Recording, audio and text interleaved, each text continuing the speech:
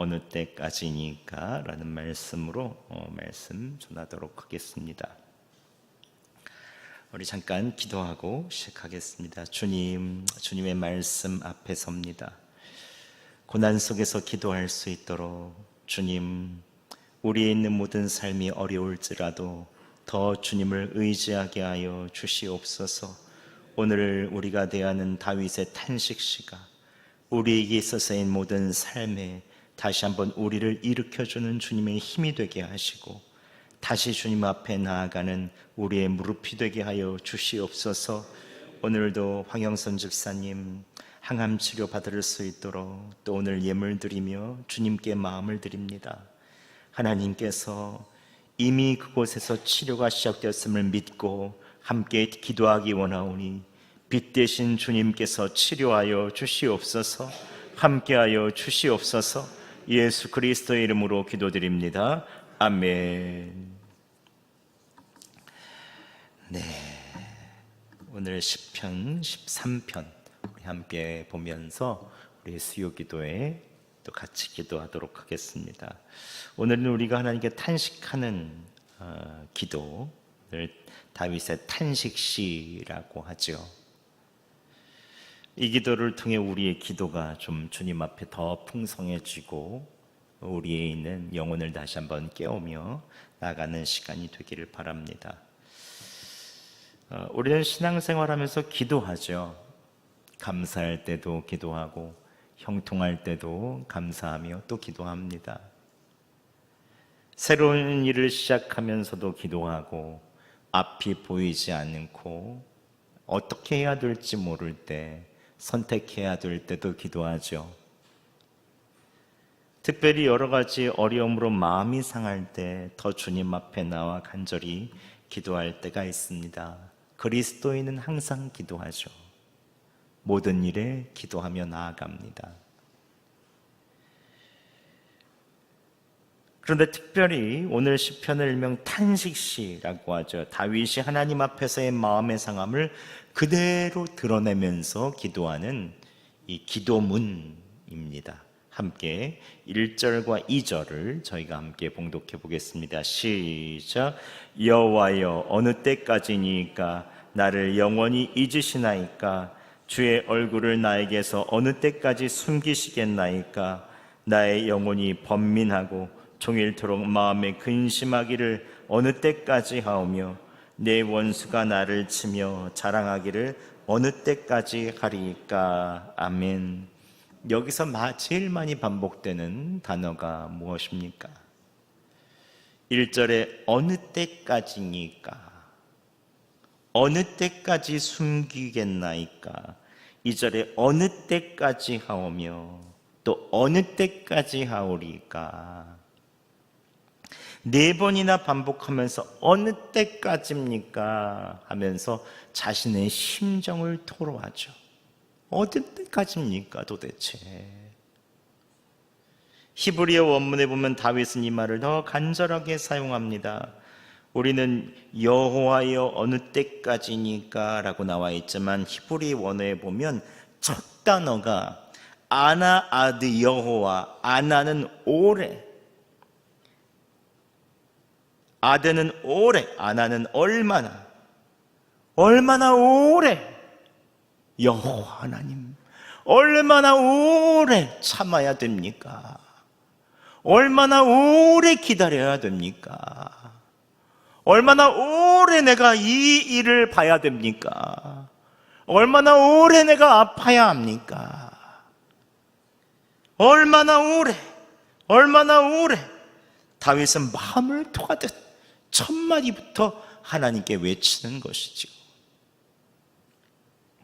이 말이 한 번 나오는 것들이 아니라 1절과 2절에 4번이나 나오죠. 어느 때까지 숨기겠나이까? 히브리어로 아나아느 타스테드, 주의 얼굴을 얼마나 오래 숨기고 계십니까? 이제 좀 얼굴 좀 보여주세요. 하나님 역사하실 때도 되지 않았습니까? 왜 숨어 계시는 것 같습니까? 2절 상반절에도 마음에 근심하기를 어느 때까지 하며 아드 아나 아슈트, 하나님, 얼마나 오랫동안 제가 마음에 근심을 품어야 됩니까? 이제 좀 근심하지 않게 해주세요. 2절 하반절에도 내 원수가 나를 치며 자랑하기를 어느 때까지 합니까? 아드, 아나, 아룸, 적이 나를 핍박하고 괴롭히는 저 원수 같은 사람이 나를 치며 자랑하는 것을 내가 언제까지 봐야 됩니까? 저 거들먹거리는 사람을 내가 언제 봐야 합니까? 나를 저렇게 괴롭히고 나를 힘들게 하는 저 사람을 내가 언제까지 봐야 합니까? 저 왼수 같은 사람 좀 치워주세요. 이제 좀 그 얘기를 하는 거죠. 아드 아나 얼마나 오래, 얼마나 오래, how long, 얼마나 오래 반복하면서 더 이상 못 참습니다. 더 이상 못 기다립니다. 하나님 앞에 그 마음을 토하고 또 토하며 나아가는 것이죠. 우리는 기도할 때 하나님께 예의 바르게 기도해야 될 것만 같습니다. 거룩하시고 전능하신 하나님, 그 하나님께 피조물로서 함부로 얘기하면 안 될 것 같죠. 그래서 어떤 분들은 하나님께 원망하면 안 된다, 기도할 때 하나님 원망하지면 안 된다, 하나님 그런 분이 아니다, 따져서도 안 된다, 이렇게 말씀하시는 분이 계시죠. 그러나 시편을 쓴 다윗은 정말 버릇없을 정도로, 예의 없을 정도로, 거칠다고 생각할 정도로 아주 솔직하게 하나님께 감정을 토로하며 쏟아놓죠.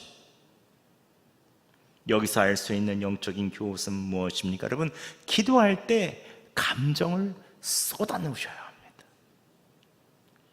기도는 아름다운 미사역으로 예의 바르게 기도할 수도 있어야죠. 왜냐하면 대표 기도 같은 경우에는 모든 사람의 마음을 대표하는 것이니까 계속 준비하며 기도하며 정순된 언어로 해야 됩니다. 그러나 하나님과의 친밀한 개인적인 기도는 우리의 솔직한 마음을 다 내비치면서 할 수 있어야죠. 그것까지 예의 차릴 때가 없죠.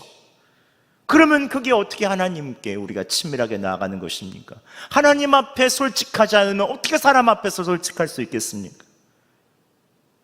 어떤 분들은 하나님 원망하면 안 된다, 너무 함부로 하면 안 된다 하는 분들도 있습니다. 물론 성품상으로 잘 예의 없게 하는 게 안 되는 분들도 계세요. 그래서 하나님 아시지요, 이렇게만 해도 되는 분들이 계세요. 그렇지만 내 감정을 포장하지 않고 있는 그대로 부르짖으며 나아가는 것이 시편에는 얼마나 많은지 모릅니다. 탄식시가 전체 시편의 3분의 2죠. 2. 끊임없이 주님께 부르짖으며 나가는 것입니다. 오늘 한 남자 전도사님을 만나서 밥을 먹었습니다. 이 전도사님은 특이한 게 저와 지난주에 온라인에서 만났어요. 지난주 목요일 밤 예수 동행 집회가 온라인으로 전국에서 매주 있는데, 지난주는 전라도 지역에 예수 동행하는 목사님들, 파트너스 교회 목사님들에게 좀 기도해 달라고 요청을 해 오셨어요. 왜냐하면 그 온라인 방송이 이제 유기성 목사님이 설교를 하시는데 전국하고 전 세계에서 기도해 달라고 온라인으로 오는 거예요. 그러니까 기도할 목사님들이 부족한 거죠. 현장이 아니라 온라인으로 하니까 방마다 딱 만들어서 목사님들이 개인적으로 줄 서 있으면 기도해 주시고 이렇게 하게 되거든요. 저도 밤 9시 정도 기도해 주기로 하고 기다리고 있는데, 오늘 직접 얼굴을 뵌 그 전도사님이 그 방으로 들어오신 거예요. 그래서 화면으로 얼굴을 봤어요. 그 전도사님은 감리교 전도사님인데 특이한 것은 석사 논문을 예수 동행에 대해서 썼대요. 제자훈련이나 예수 동행에 대한 선교한 논문을 쓰고 이제 미국 유학 가려고 다음날 인터뷰를 하려고 했다는 거예요. 미국 대사관 인터뷰를 앞두고 기도해달라고 들어왔어요, 방에. 요즘 트럼프 때문에 유학 비자가 잘 안 나오니까 떨리기도 하고 기도해달라고 했죠.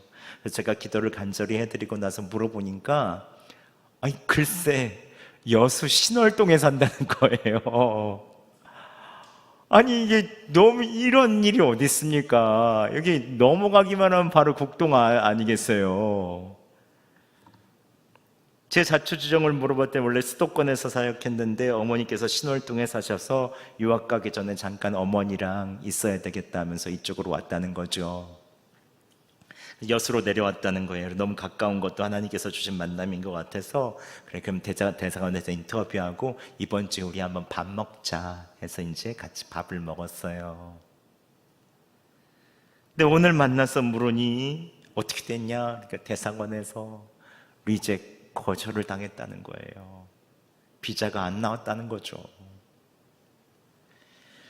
요즘 트럼프 이민자 정책이 바뀌어서 모든 서류와 추천서 다 완벽하게 준비했는데 거절을 당했다는 거죠. 한국을 떠나는 인생의 첫 목표가 완전히 이렇게 되니까 이제 어떻게 해야 될지 모르겠다. 이제 30인데 결혼을 해야 될지, 목사 안수를 앞두고 있었는데 목사 안수를 받아야 될지, 한국에서 공부를 해야 될지, 다시 부목사를 해야 될지, 다시 한번 도전해봐야 될지, 지금 모든 게 아무런 생각이 들지가 않는데요. 너무 힘든 거죠.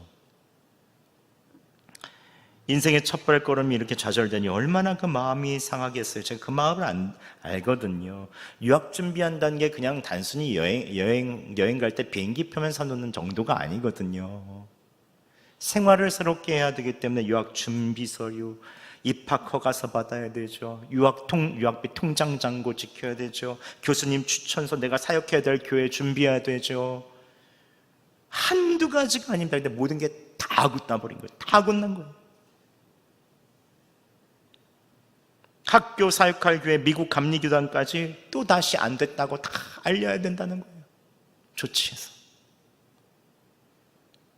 그러면서 또 여행사분들은 미국 정책이 요즘에 이런 적이 없었다고 하면서 가면서도 안 되어도 절대로 전도사님 잘못이거나 그런 게 아니에요 하면서 또 막 얘기하더래요. 하나님께서 막으신 것이 아니니 너무 자책하거나 힘들지 마세요 이렇게 또 얘기했다고 하더라고요. 그럼에도 불구하고 이제 내일부터 기도하러 기도원으로 가는데 이런 얘기를 하더라고요. 하나님을 원망하지는 않는데 속이 너무 상한대요. 하나님을 원망하지는 않는데 속이 너무 상한다는 거예요. 그래서 제가 그때 이렇게 얘기해주고 싶더라고요. 저도 결혼하고서 유학 좌절되고 세상이 무너지는 것 같았거든요. 근데 시간이 지나도 마음에 서운한 게 잘 안 풀려요. 서운한 마음인데 그게 이상하게 기도가 잘 안 되고 하나님께 서운한 거죠. 정말로 하나님 계시다면 제가 유학 가게 해주셔야 하는 게 맞는 거죠. 인생도 결혼하고 전 첫 번째 발걸음이었고 그것도 선교학 공부하러 간다고 그랬었거든요. 어떻게 이럴 수 있는가? 하나님께 너무 서운한 거죠. 제가 겉으로는 하나님의 뜻이 있겠지, 길이 있겠지 그렇게 생각했어요. 근데 속으로 깊이 서운했던 모양이더라고요. 장인 장모님 별 낯도 없었고 유학 가려고 했는데 친구들 교수님 다 별 낯도 없고 특히 아내와 뱃속에 있던 첫째에게 미안하고 여러 가지 복합적인 감정들, 인생의 모든 것이 좌절됐다고 하는, 첫 발걸음이 좌절됐다고 하는 그 여러 가지 어려움들이 다 하나님께 서운한 거죠. 여러분, 우리의 인생과 여러 가지 일들의 좌절과 자꾸 문제가 생기면 우리의 인생을 주관하시는 분이 하나님이신 것을 우리는 영적으로 확 알기 때문에 하나님께 서운해요. 하나님께. 특별히 주님과 친밀하고 신실한 그리스도인일수록 아니라고는 하지만 마음 깊이 하나님께 서운한 거예요. 그런데 그때 다윗처럼 하나님께 감정을 토로할 줄 알아야 합니다. 하나님께 예의 차리면 안 돼요. 그때 하나님 어느 때까지입니까? 언제까지 기다려야 됩니까? 언제까지 참아야 되는 겁니까? 언제까지 얼굴을 숨기시겠습니까? 제가 두려움과 이 어둠 속에서 언제까지 있어야 됩니까? 저 왼수 같은 사람들 언제까지 참아야 됩니까? 미운 사람, 원망이 되는 사람, 나를 괴롭히는 사람, 변치 않고 벽창호 같은 사람들, 하나님께 서운한 감정, 힘들었던 마음을 하나님께 꺼내고 알아야 돼요. 그 사람 만나게 하신 분도 하나님이잖아요. 이 상황을 주신 분도 하나님이시잖아요. 하나님과 거리가 먼 사이면 이렇게 따질 생각도 못해요.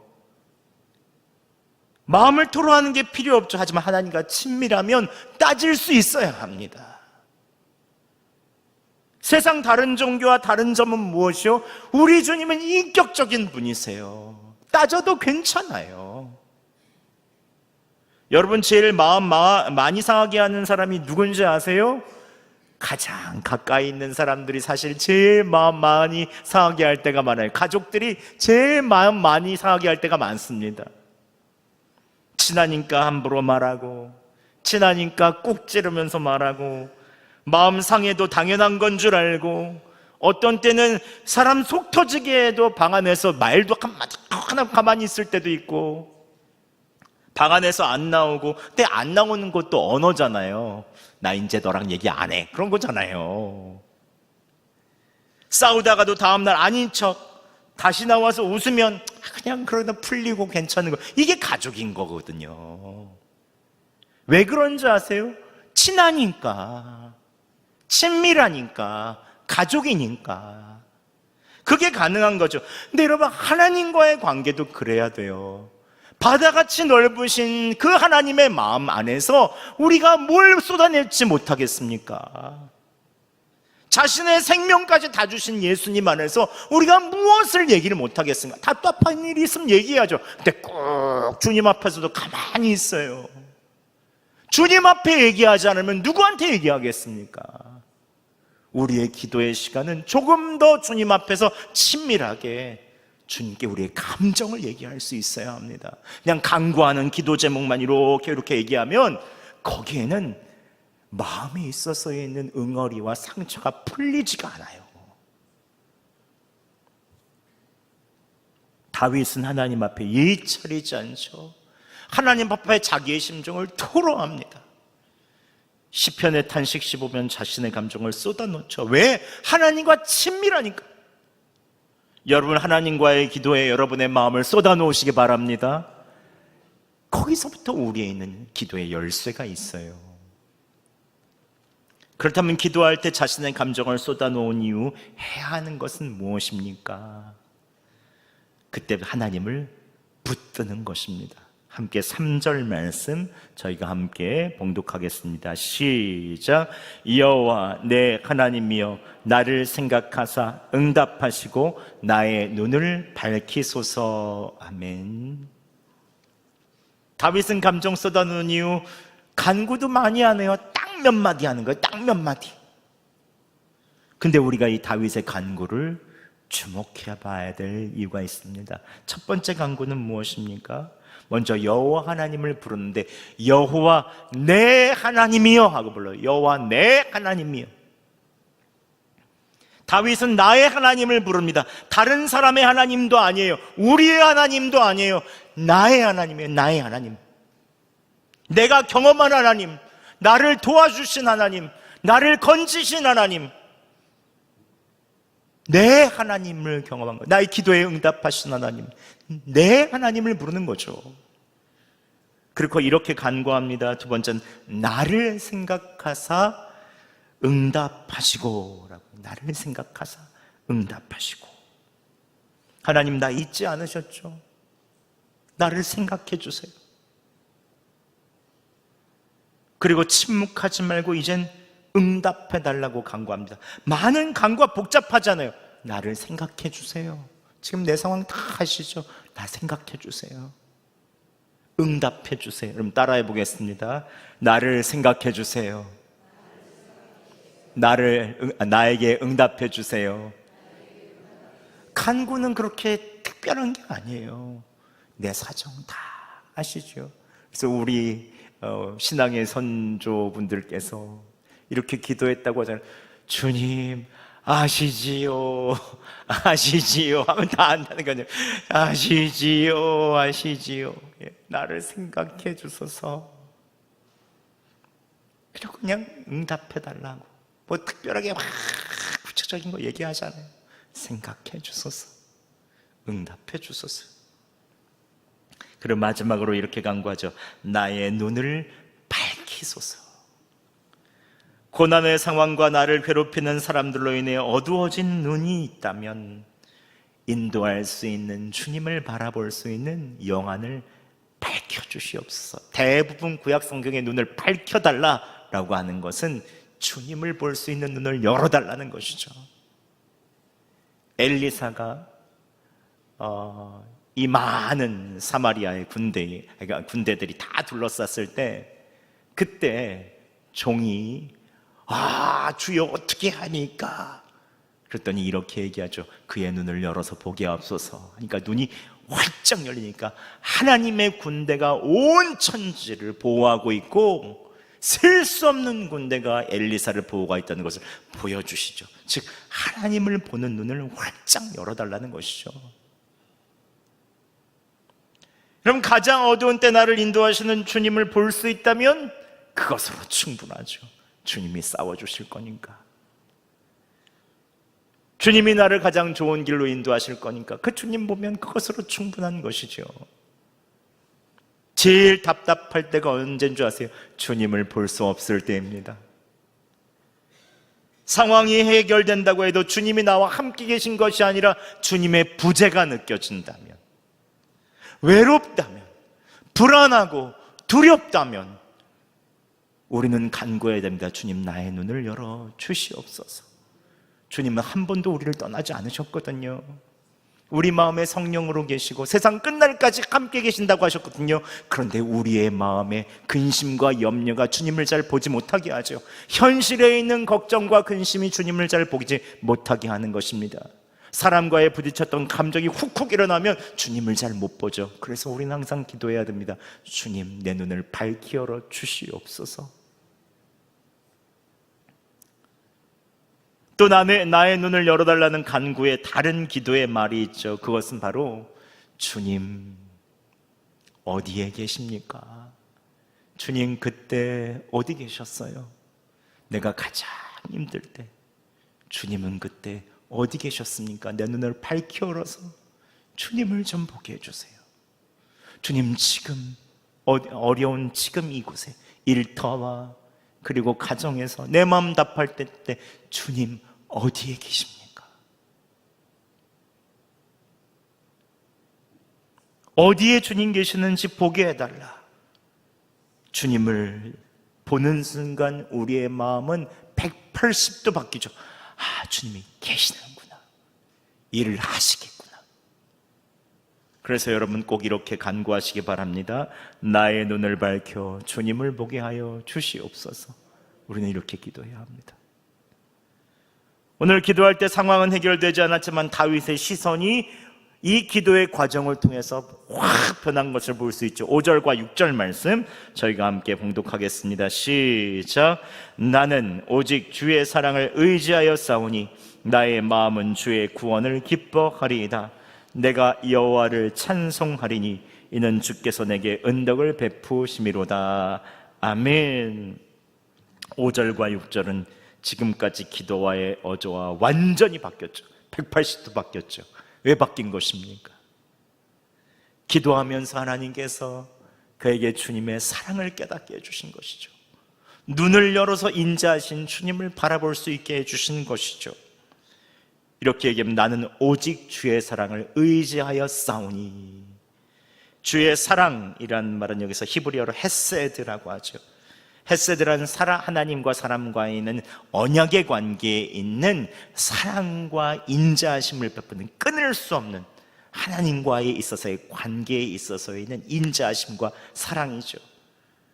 하나님께서 기도를 통해 다윗의 눈을 열어주시니 끊을 수 없는 하나님의 사랑을 발견하게 되고 그것을 의지하게 된 것입니다. 주님 반드시 역사하시는군요.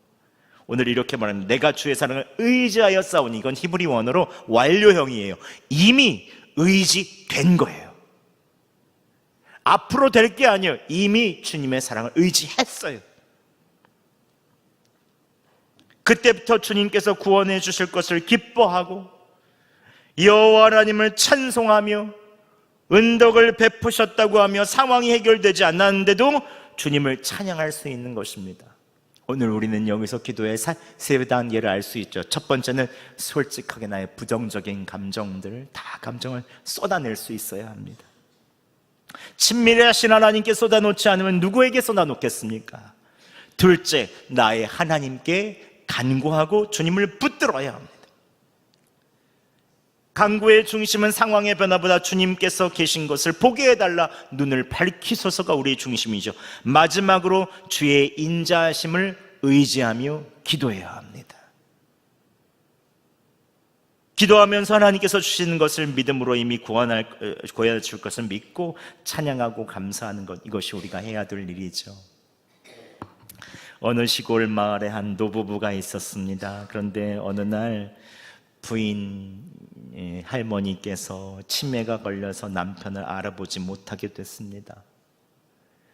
그런데 남편인 노인이 매일 병원에 가서 부인의 손을 잡고 못 알아봐도 사랑한다, 내 남편이야, 사랑한다, 남편이야, 이렇게 얘기해 줬다고 해요. 옆에 있는 요양사가 남편에게 물어봤습니다. 아니, 아내가 이제 알아보지도 못하는데 왜 매일마다 오셔서 사랑한다, 사랑한다 해주시는 거예요? 남편의 대답은 간단했습니다. 제 아내는 저를 몰라도 저는 제 아내를 알아요, 그랬다는 거예요. 여러분, 기도란 이와 같습니다. 우리가 고난과 여러 가지 상황 속에서 하나님 계신지 잊어버리고 알아보지 못해도 신랑 되신 예수님은 우리를 아시고 매일마다 사랑한다, 은혜를 베풀어 주시고 우리에게 말씀해 주시죠. 기도란 매일 하나님께 있는 감정 그대로를 아뢰고 문제가 해결되는 것만큼 주님을 보는 눈을 열어달라고 간구하며 하나님을 사랑한다, 찬양하며 고백하며 나아가는 것입니다. 오늘도 여러분의 마음 그대로를 주님께 드리고 주님 바라보려고 애쓸 때 하나님의 인자와 사랑이 여러분을 덮고 새로운 변화의 전기를 마련해 주시기를 예수 그리스도의 이름으로 축원합니다.